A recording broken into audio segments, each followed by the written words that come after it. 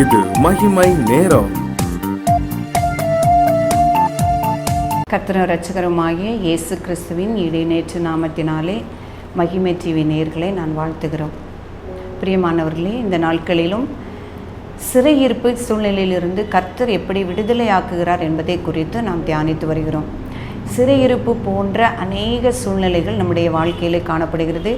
வேதத்திலிருந்து அநேக மனிதர்களை குறித்து நாம் தியானித்தோம். சிறையிருப்பான அனுபவங்கள், இந்த மாம்சத்திற்குரிய சிறையிருப்பு அல்லது ஆவிக்குரிய சிறையிருப்பான அனுபவங்களில் இருந்து கர்த்தர் எப்படி விடுதலையாக்கினார், அந்த சிறையிருப்பு ஏன் நம்முடைய வாழ்க்கையில் வருகிறது என்பதையெல்லாம் குறித்து தியானித்தோம்.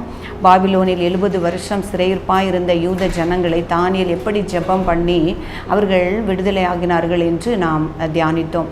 யோசேப்பை குறித்து தியானித்தோம். யோசேப்பு அவன் சிறையிருப்பில் இருந்து எப்படி தேவன் அவனை விடுவித்து அந்த பார்வோனுக்கு எகிப்து நாட்டின் அதிபதியாக மாற்றினார் என்பதை குறித்து தியானித்தோம். யோபேனுடைய சிறையிருப்பில் அவனுக்கு வந்த உபத்திரவங்கள் எல்லாவற்றிலையும் அவன் கர்த்தருக்கு மேல் நம்பிக்கையாக இருந்து கர்த்தரை முறுமுறுக்காதது நிமித்தம் கர்த்தர் எப்படி ரெண்டத்தனையாய் அவனை ஆசீர்வதித்தார் என்று தியானித்தோம். அதே போல அநேக சிறையிருப்பான சூழ்நிலைகள், தன்னை சிறுமைப்படுத்தப்பட்ட ஒடுக்கப்படுகிற சூழ்நிலைகள் அநேகர் இந்த நாட்களிலே காணப்படுகிறதை நாம் காண்கிறோம்.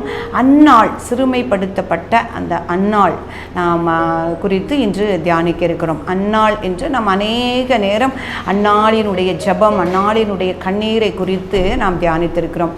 இன்று அவள் எவ்வளவாய் சிறுமைப்படுத்தப்பட்டால் அவளுடைய சிறுமையை கர்த்தர் எப்படி கண்ணோக்கி அவருடைய ஜெபத்திற்கு எப்படி பதில் கொடுத்தார் என்பதை குறித்து நாம் தியானிக்க இருக்கிறோம். அப்போ அந்நாள் நாம் அறிந்தபடி 1 சாமுவேல் 1ஆம் அதிகாரத்திலே வாசிக்கும் பொழுது எல்கானாவினுடைய மனைவி, அந்நாளுக்கு குழந்தை இல்லாதிருந்தது. அவளுடைய சக்களத்தி ஆகிய பெனினாளுக்கு குழந்தைகள் இருந்தது என்று நாம் வாசிக்கிறோம். அவளுடைய ஜெபம் 1 சாமுவேல் 1ஆம் அதிகாரம் 10-11 வசனங்களை வாசிக்கும்போது, அவள் போய் மனங்கசந்து அழுது கர்த்தரை நோக்கி விண்ணப்பம் பண்ணி, சேனைகளின் கர்த்தாவே, தேவரீர் உம்முடைய அடியாளின் சிறுமையை கண்ணோக்கி பார்த்து உம்முடைய அடியாளை மறவாமல் நினைத்தருளி உமது அடியாளுக்கு ஒரு ஆண் பிள்ளையை கொடுத்தார். அவன் நாளும் நான் அவனை கர்த்தருக்கு ஒப்பு கொடுப்பேன். அவன் தலையின் மேல் சவரகன் கத்தி படுவதில்லை என்று ஒரு பொருத்தனை பண்ணினாள் என்று நாம் வாசிக்கிறோம். அது அநேக நேரம் நாம் தெரிந்த ஒரு வார்த்தை. அந்நாள் அவளுடைய சக்களத்தி ஆகிய பெனினாள் இவளுக்கு பிள்ளை இல்லாதது நிமித்தம் அவளை துக்கப்படுத்தினாள், அவளை விசனப்படுத்தினாள் என்று வாசிக்கிறோம். ஒவ்வொரு தடவை அவளை துன்பப்படுத்தி அவளை இழிவாக பேசும் பொழுது அவள் அழுது கொண்டே இருப்பாள் என்று நாம் வாசிக்கிறோம். அந்த சிறுமைப்பட்ட அந்த சூழ்நிலையை கர்த்தர் நோக்கி பார்த்தார். ஒவ்வொரு முறையும் அவர்கள் தேவனை தொழுது கொள்ளுவதற்காக ஆலயத்திற்கு போகும் பொழுது இவள் பிள்ளை இல்லாதவளாக செல்வாள். பெனினா தன்னுடைய பிள்ளைகளோடு கூட சொல்வாள். ஒவ்வொரு முறையும் அவள் அன்னாளை விசனப்படுத்தி கொண்டே இருப்பாள், அவளை துக்கப்படுத்தி கொண்டே இருப்பாள் என்று பார்க்கிறோம். ஆனால் அந்த விசுவாச பெண்ணாகிய அந்த அன்னாளுடைய ஜெபத்தை நாம் நோக்கி பார்க்கும் பொழுது அவள் எப்படி ஜெபிக்கிறாள் என்றால், கர்த்தர் என்னுடைய சிறுமையை கண்ணோக்கி பார்த்து உம்முடைய அடியாளை மறவாமல் நினைத்தருளி எனக்கு ஒரு ஆண் பிள்ளையை தந்தார், அவனை நான் உமக்கு ஊழியத்திற்கு ஒப்புக் கொடுக்கேன் என்று சொல்கிறாள். அவள் அந்த ஜெபத்திலே ஒரு 3 வரங்களை தேவனிடத்திலே கேட்கிறார். ஒரு பிள்ளையை தாரும் என்று கேளாமல் ஒரு ஆண் பிள்ளையை தாரும், அந்த ஆண் பிள்ளையை நான் ஊழியத்திற்கு ஒப்புக் கொடுப்பேன் என்று சொல்கிறாள். அப்போ ஒரு பிள்ளையை கொடுப்பதின் நிமித்தம் அவளுடைய நிந்தை மாறும், அவளுடைய சிறுமை மாறும். அந்த ஊழியத்துக்கு ஒப்பு கொடுப்பேன் என்று சொல்லுது. அவருடைய எல்கானாவினுடைய குடும்பத்தை குறித்து நாம் வேதத்திலே வாசிக்கும் பொழுது, எல்கானா லேவி குடும்பத்தை சார்ந்தவன். ஆனால் அவர்கள் லேவிக்குரிய ஆசாரிய ஊழியங்களை செய்ய முடியாதவர்களாய் சபிக்கப்பட்டவர்கள் என்று வாசிக்கிறோம்.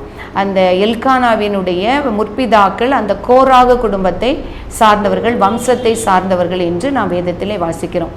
எப்படி என்றால், அந்த மோசேவினுடைய நாட்களில் அந்த கோராகை சேர்ந்தவர்கள் மோசேக்கு விரோதமாக முறுமுறுத்தது நிமித்தம் பூமி பிளந்து அவர்களை விழுங்கியது என்று நாம் வாசிக்கிறோம். என்னாகமத்தின் புஸ்தகத்திலே நாம் வாசிக்க முடிகிறது. அப்படியானால் அந்த கோராகு புத்திரர்கள் அந்த பூமியை விழுங்கினதினால் அவர்கள் இனி ஆசாரிய ஊழியம் செய்ய முடியாது என்றும் அவர்களுக்கு சுதந்திரம் கொடுக்கப்படவில்லை என்றும் நாம் அறிய வருகிறோம். அப்படியானால் அந்த கோராகின் புத்திரரான அந்த எல்கானா லேவியராக இருந்தும் அவன் ஆசாரிய ஊழியம் செய்ய முடியாது. அவன் ஆலயத்துக்கு செல்லும் பொழுது பலியிடும்படியாக சென்றான் என்று நாம் வாசிக்கிறோம்.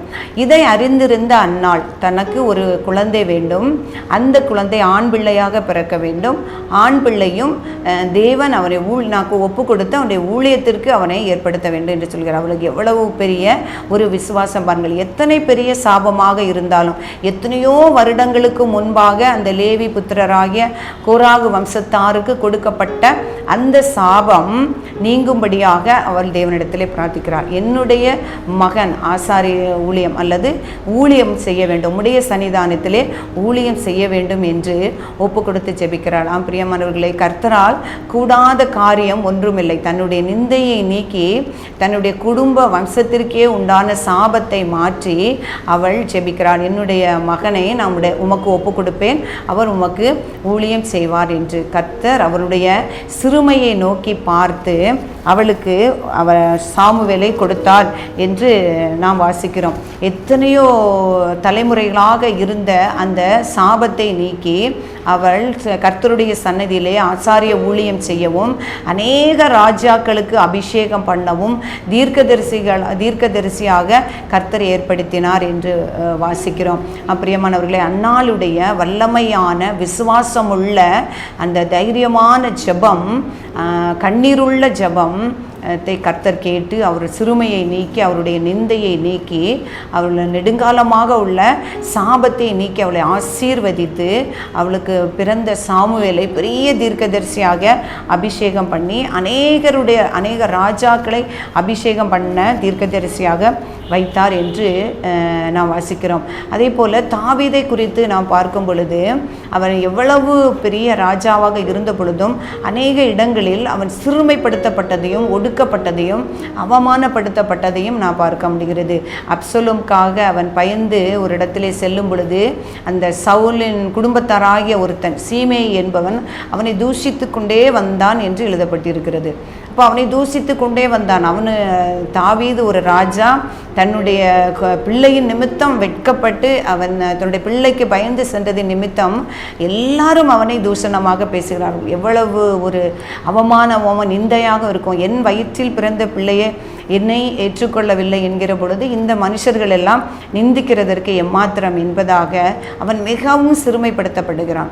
அப்பொழுது அவன் சொல்லுகிறான், நான் இந்த சிறுமையை கர்த்தர் நோக்கி பார்ப்பார் என்று. அவனோடு கூட வந்த பலசாலிகள் சொல்லுகிறார்கள் தாவீதிடம், அந்த சீமையை நான் வெட்டி போடட்டுமா என்று. ஆண்டவர் சொல்கிறார், அந்த தாவீது சொல்லுகிறார், அவன் என்னை தூசிக்கட்டும், அவன் என்னை தூசிக்க எனக்கு வருகிற சிறுமையின் நிமித்தம் கர்த்தர் என்னை நன்மையானதை தருவார் என்று சொல்லுகிறார். பிரியமானவர்களே, நாம் சிறுமைப்படும் பொழுது நாம் பொறுமையாக நாம் அதை தாங்கி கொள்ளும் பொழுது, அவரையை நோக்கி பார்க்கும் பொழுது கர்த்தர் அதற்கு மிகுதியான நன்மையை தருவார். 2 சாமுவேல் 16:9 பார்க்கும் பொழுது அந்த செருபாவின் குமாரன் அபிசாய் ராஜாவை நோக்கி, அந்த செத்த நாய் ராஜாவாகிய ஆண்டவனை தூஷிப்பானே, நான் போய் அவன் தலையை வாங்கி போடட்டுமா என்று சொல்கிறார். அப்போ 16:12 பார்க்கும் பொழுது கர்த்தர் என் சிறுமையை பார்த்து இந்த நாளில் அவன் நிந்தித்த நிந்தனைக்கு பதிலாக எனக்கு நன்மையை சரி கட்டுவார். இந்த வார்த்தையின்படி நாம் நிந்திக்கப்படும் பொழுதோ அல்லது அவமானங்களை அனுபவிக்கும் பொழுதோ காரணம் இல்லாமல் நம்மை ஒருவர் சிறுமைப்படுத்தும் பொழுதோ ஒடுக்கப்படும் பொழுதோ நாம் கர்த்தர் என்னுடைய இந்த நிந்தைக்கு பதிலாக நன்மையை சரி கட்டுவார் என்று நான் நம்பிக்கையாக இருக்கும் பொழுது கர்த்தர் அப்படியே செய்வார். அந்நாளின் சிறுமையை நோக்கி பார்த்த தேவன், தாவீதுடைய சிறுமையை நோக்கி பார்த்த தேவன் உங்களுடைய சிறுமையையும் நன்மையாக மாற்றுவார். இப்படிப்பட்ட கிருபை தரும்படியாக நான் ஜெபிப்பேன். இரக்கம் நிறைந்த எங்கள் அன்பின் பரலோக பிதாவே, துதிக்கிறோம் அப்பா, உம்மை ஸ்தோத்திரிக்கிறோம். கேட்ட வார்த்தைகளுக்காக, உம்முடைய வசனங்களுக்காக உம்மை துதிக்கிறோம் அப்பா, ஸ்தோத்திரிக்கிறோம். ஆண்டவரே, விசுவாசத்தோடு ஜெபித்து கண்ணீரோடு ஜெபித்த அந்நாளை குறித்து நாங்கள் தியானித்தோம். ஆண்டவரே, அவனுடைய இருதயத்தில் எல்லா நிந்தைகளையும் சிறுமைகளையும் இருதயத்தில் இருந்த பொழுதும் ஒரு விசுவாசத்தோடு ஆண்டவரே ஒரு தீர்க்க தரிசியை அவள் பெற்றுக்கொள்ளும்படியாக உருவாக்கும்படியான கிருபையை நீங்கள் கொடுத்தீங்கப்பா. அதே போல நிந்தையிலும் ஆண்டவரை குழந்தை இல்லாதபடி நிந்தையிலும் அவமானத்திலும்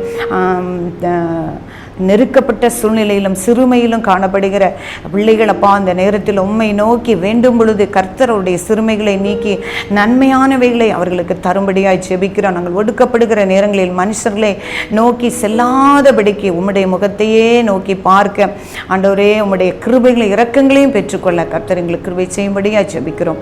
எங்களை தாழ்த்துகிறோம். இயேசு கிறிஸ்துவின் மூலம் ஜெபிக்கிறோம் பிதாவே.